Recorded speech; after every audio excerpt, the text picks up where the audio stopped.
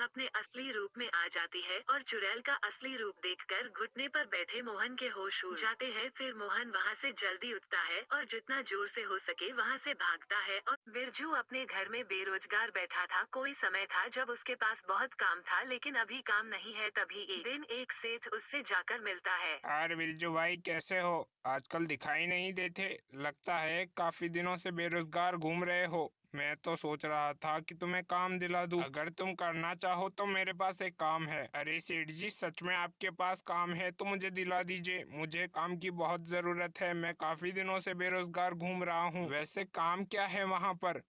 अरे भाई, तुझे ज्यादा कुछ नहीं करना है। जंगल के अंदर जाना है और वहां पर कोई लकड़हारा पेड़ ना काटे, बस इसका ध्यान रखना है क्योंकि वो सरकारी प्रॉपर्टी है। इसके मैं तुम्हें महीने में 30,000 रुपए दूंगा। अगर तुम काम करना चाहो तो कर सकते हो। वैसे तुम मेरे भरोसेमंद आदमी हो, इसलिए मैंने तुम्हें चुना। ठीक है सेठ जी, अब आप चिंता मत लीजिए। आपकी प्रॉपर्टी को कुछ नहीं होगा। कल से मैं आ जाऊंगा वहाँ की रक्षा करने के लिए। फिर बिरजू अपने घर चला जाता है और मन ही मन बहुत खुश होता है। फिर अगले दिन की सुबह होती है। बिरजू सुबह सुबह जंगल की ओर चला जाता है और एक पेड़ के नीचे बैठ जाता है। अरे चलो भैया, मेरी तो लाइफ सेट हो गई। मुझे नौकरी मिल गई और 30,000 रुपए महीने की तनख्वाह भी हो गई। अब बेरोजगारी बिल्कुल खत्म हो चुकी है। बस जंगल का ध्यान ही तो रखना है। अगर कोई लकड़हारा आएगा तो टांगे तोड़ दूंगा साले की। खैर छोड़ो, अभी तो गाना गाते हुए ही यहाँ पर बैठा रहता हूँ। ब्लू आइज हिप्नोटाइज तेरी कर दी एमनो। और ऐसे ही बिरजू हनी सिंह के गाने गाते गाते पूरा दिन निकाल लेता है। और फिर जब शाम होती है तो वह अपने घर की ओर निकल जाता है और घर जाकर सो जाता है। फिर रात खत्म होती है और अगले दिन की सुबह फिर से बिरजू इस काम पर लग जाता है। वो जंगलों की ओर जाता है और पेड़ के नीचे बैठकर जंगल की रक्षा करता है। थोड़ा समय बीतता है और 3-4 दिन बाद ही बिरजू की तबीयत खराब हो जाती है। उसे लगातार खांसी जुकाम रहने लग जाता है। तभी सेठ जी बिरजू के घर उससे कुछ कहने के लिए आते हैं। अरे आइए आइए सेठ जी, बैठिए। यहाँ पर क्या बात हो गई? कैसे आना हुआ? अरे भाई बिरजू, तुम्हारे लिए एक बड़ी खुशखबरी है, इसलिए मैं तुम्हारे पास आया हूँ। अब तुम्हारी सैलरी डबल होने वाली है। तुम्हारी सैलरी 60,000 हो जाएगी, लेकिन तुम्हारा काम भी डबल होगा। अब तक तो तुम सिर्फ दिन में ही काम करते थे, अब तुम्हें रात में भी काम करना होगा। रात में जगकर जंगल की रखवाली करो तो तुम्हें 60,000 रुपए मिलेंगे। अरे सेठ जी, मुझे 2-4 दिन की छुट्टी दे दो। मैं थोड़ा सा बीमार हो रहा हूँ। मुझे लगातार खांसी आ रही है और बुखार भी है काफी दिनों से। मैं 2-4 दिन तो दिन में भी काम नहीं कर सकता। देखो भाई बिरजू, वो तुम्हारी प्रॉब्लम है। हो सके तो किसी और को भी भेज देना, लेकिन काम तो तुम्हें करना ही होगा, वरना डबल सैलरी तो तुम भूल ही जाओ। और तुमने 2-5 दिन जो भी काम किया था उसकी सैलरी भी नहीं मिलेगी। ऐसा बोलकर सेठ जी वहाँ से चले जाते हैं और बिरजू टेंशन में आ जाता है। अरे इस सेठ ने तो मुझे दुविधा में डाल दिया। अब लगता है मुझे अपने भतीजे को ही बुलाना पड़ेगा मेरा काम करने के लिए, वरना मुझसे तो काम होने से रहा, और तो और मेरी सैलरी भी काट लेगा ये कंजूस। फिर बिरजू अपने भतीजे मोहन को अपने घर पर बुलाता है और फोन कॉल पर उसका भतीजा हाँ भी भर देता है। फिर रात के समय 9 बजे बिरजू का भतीजा उसके पास आता है। हाँ बताइए चाचा जी, क्यों बुलाया है मुझे इतनी दूर आपके घर? अरे बेटा मोहन, तुमसे कुछ काम था।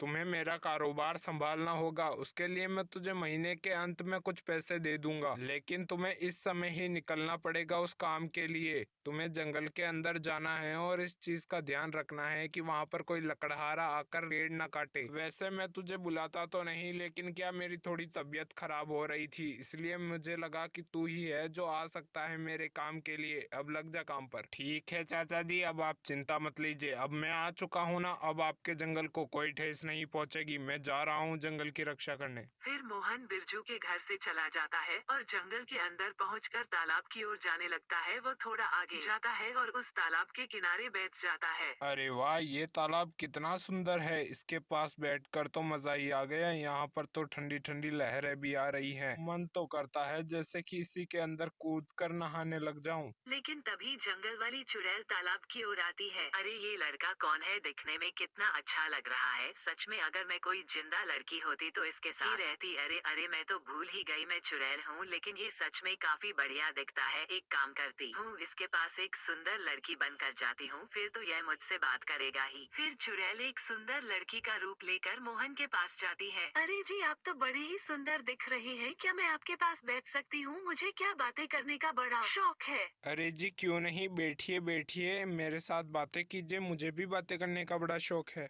जी, वैसे आपका नाम क्या है? जी मेरा नाम तो मोहन है, मैं सबका दिल मोह लेता हूँ, जैसे कि मैंने आपका मोह लिया है। अरे मोहन जी, आप तो बड़े ही खतरनाक आदमी निकले। मैं तो सोच रही थी कि आप थोड़े भोले भाले हैं।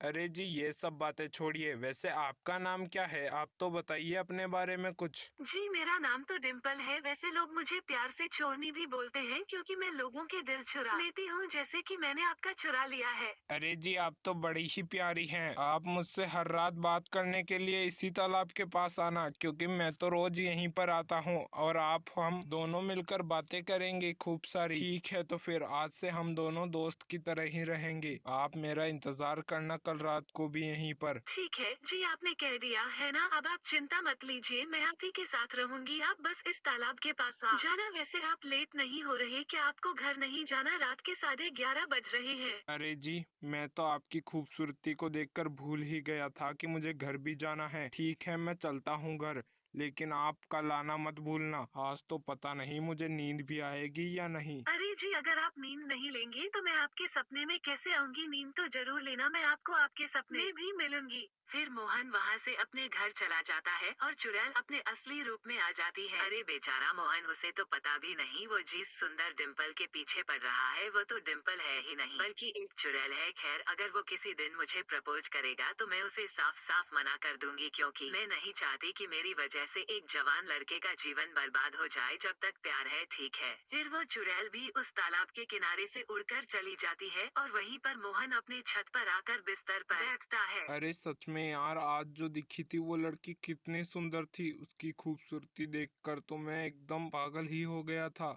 अब तो मेरा मन कर रहा है कि मैं उसी के साथ रहने लग जाऊं पूरी पूरी रात। मेरा तो मन ही नहीं कर रहा था उस तालाब के किनारे से हिलने का, लेकिन उस लड़की ने मुझे समय बताकर गलती कर दी, इसलिए मैं यहाँ पर आ गया। खैर कल मैं एक काम करूंगा, उसे सीधा ही शादी का प्रपोजल दूंगा, फिर तो शायद वो मुझसे शादी भी कर ले और उसी के साथ रहूंगा फिर पूरे जीवन। मेरी कितनी अच्छी किस्मत थी जो चाचा जी ने मुझे यहाँ पर बुला लिया। अब वो लड़की भी फ्लैट हो जाएगी मुझ पर, फिर मैं एक कार भी ले लूंगा और उसी में बैठकर घुमाऊंगा उसे पूरे दिन। अरे अभी तो मैं सो जाता हूँ, वरना डिम्पल मेरे सपने में कैसे आएगी। फिर मोहन डिम्पल के सपने देखने के लिए सो जाता है और अगले दिन सुबह सुबह जल्दी उठकर जंगल की ओर चला जाता है। वो एक पेड़ के नीचे जाकर बैठ जाता है, पूरे दिन जंगल की रखवाली करता है अपने चाचा की जगह। और फिर रात का समय भी जल्द ही आ जाता है और रात का समय होते ही मोहन उस तालाब किनारे डिम्पल के पास चला जाता है और डिम्पल के सामने अपने घुटने टेक देता है। डिम्पल उसे इस पोजीशन में देखकर सब कुछ समझ जाती है। अरे मोहन, ये सब क्या कर रहे हो? तुम पागल हो गए हो क्या? ये सब मत करो। अरे डिम्पल, ये पागलों जैसी हरकत नहीं है, बल्कि मैं तुझसे शादी करना चाहता हूँ और इसीलिए तेरा हाथ मांगने के लिए आया हूँ। क्या तुम मेरे साथ शादी करने के लिए तैयार हो?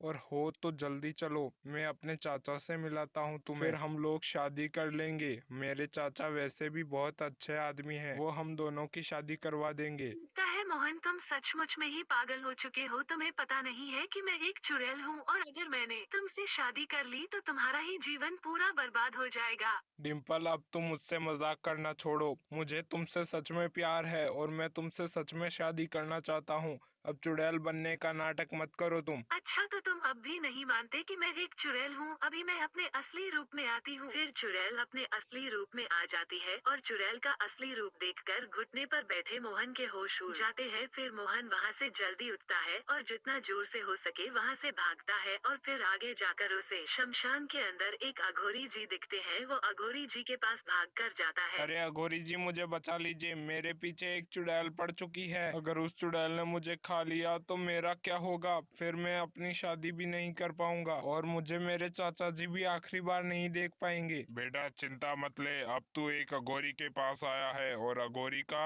वो चुड़ैल कुछ भी नहीं बिगाड़ सकती। अब आने दे उस चुड़ैल को, अब खतरा उस चुड़ैल को है। फिर वो चुड़ैल उड़कर अघोरी जी के पास भी आ जाती है। ए चुड़ैल, इस लड़के को क्यों तंग कर रही है तू? इसे छोड़कर चली जाओ वरना मैं तुझे नहीं छोड़ूंगा। आखिरकार क्या कारण है? अरे अघोरी जी, इसमें मेरी बस इतनी ही गलती है कि मैं एक सुंदर लड़की बनकर इसके पास आई, लेकिन इसने तो अगले दिन मुझे ही प्रपोज कर दिया। तो मैंने इसे बता दिया कि मैं एक चुड़ैल हूँ और यह भागकर आपके पास आ गया। चल ठीक है चुड़ैल, अब तक जो हुआ उसकी माफी मैं तुझसे मांगता हूँ, लेकिन अब तू यहाँ से चली जा वरना मैं तुझे नहीं छोड़ूंगा। मैं नहीं चाहता कि मेरे जंगल के अंदर कोई चुड़ैल या पिशाच रहे। फिर वो चुड़ैल अघोरी की बात मानकर वहाँ से चली जाती है। फिर कैसे ना कैसे वो रात निकलती है और अगले दिन सुबह होते ही मोहन अपने चाचा के घर से अपना बोरिया बिस्तर बांधकर अपने घर चला जाता है।